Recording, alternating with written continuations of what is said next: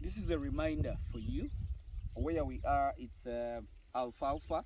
I think you can see the field, and you remember I told you every after month. We've not made a month after harvesting of this alfalfa. Actually, it's around 2 weeks, possibly, yes. And because there is rain, I think you can see the speed the sugar grass is moving on.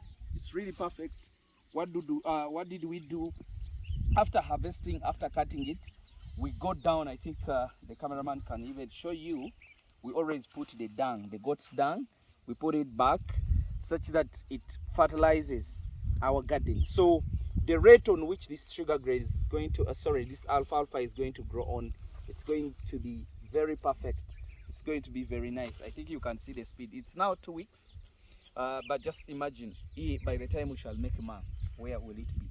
And this time I wanted even to harvest it after 1.5 months and see the volume that I can have.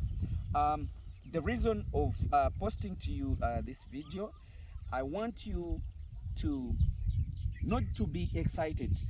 I don't want you to be excited over rain, but what are you benefiting from the rain? That is my point of today. You people, I want you to understand this very well.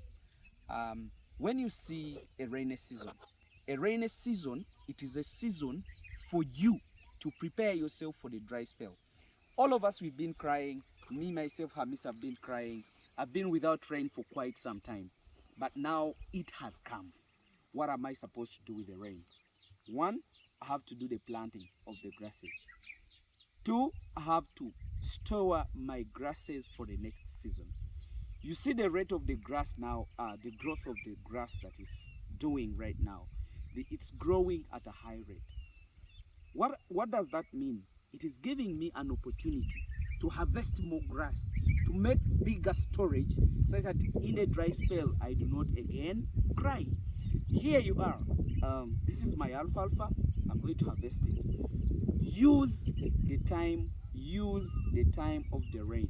The time of the rain is planting. The time is now. Go have cultivate and plant. The moment we understand that the time of the rain, it is our time of planting our grasses, we harvest and store for the dry spell. Our country will never go into a negative of pastures again. But you don't know how many people have starved in this dry spell. You don't know how many animals have died because of no grass.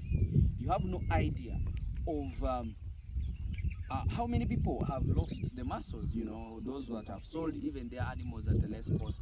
But it is because of one simple thing called understanding of the seasons.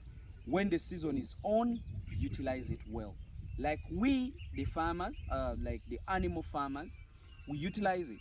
And even those who are doing crop or agronomy, because you remember those two things connect. The grasses and the animals. The animals feed on the grass and then they give you money into muscle form. So, for your information, that is what I wanted to remind you. Plant the grasses. Which grasses am I recommending? 1, I'm recommending alfalfa. It's really very good. It has done wonders for me. Then some other grass is called sugar grass. Even those who are doing maize, it's also perfect. It's also very good, no problem. But this is where I'm seeing the gold. Have the chloris, have alfalfa, have sugar grass. You can even have the maize silage. It is also a perfect match. There you can never go wrong as long as you want to do farming. So I think you can even see the sugar grass is also up, and I think in 1.5 months from now we shall again be reharvested. So you people, my experience over this grass, it's really very nice. Let me tell you one thing. Me, I go into my research as a person. I go through a lot of complications, I go through a lot of studies, but finally I feel it is very comfortable and it is very important for me to give you the results I have gotten out of that. I think that will be a very good heart for me and for you. As well, if you're doing a certain project or a business, adopt that kind of character. Do your own research, invest in it, use it, If it works well for you, please do it. I did a lot of chloris. Chloris was nice. It's very resistant. It grows at a high rate. It has a protein. You know, it's a good grass. But when I compared it with alfalfa and sugar grass, you know, you cannot compare the two. It's really, this is a real business. I'm even going to show you my animals that are really feeding on sugar grass only. You get it? Because alfalfa comes out in a low tonnage and animals consume it too much. By the way, animals love it as much as possible. Do you know, like the way you can look at your favorite food? That's the way those animals are looking at alfalfa. Alfalfa is such a nice grass. I think you can see even the size. But rain is so important, you people. It's very, very important, and it really does a lot of work. I just can't imagine that my garden is really looking so perfect like this. And you know what? This is a third harvest that I'm going to do on this. In the third harvest, look what is here. I'm even expecting to even have more other harvests. You know the reason? When I get the dung, I carry it to the garden. Then when I bring it to the garden, I give it to, I carry the dung, then I put it in the garden. The garden gets fertilized, gets a lot of manure, and then it reproduces for me. So my information is use the rainy season. Onset of the rain, it is telling you to go to the garden, produce grasses for your animals. Or produce for your own consumption, I don't know. But like for me, a farmer, this is my time that I'm supposed to produce a lot of tonnage of grasses, such that in the dry spell, I don't know, the dry spell might come back. How prepared am I? So ask yourself, what are you doing as per now?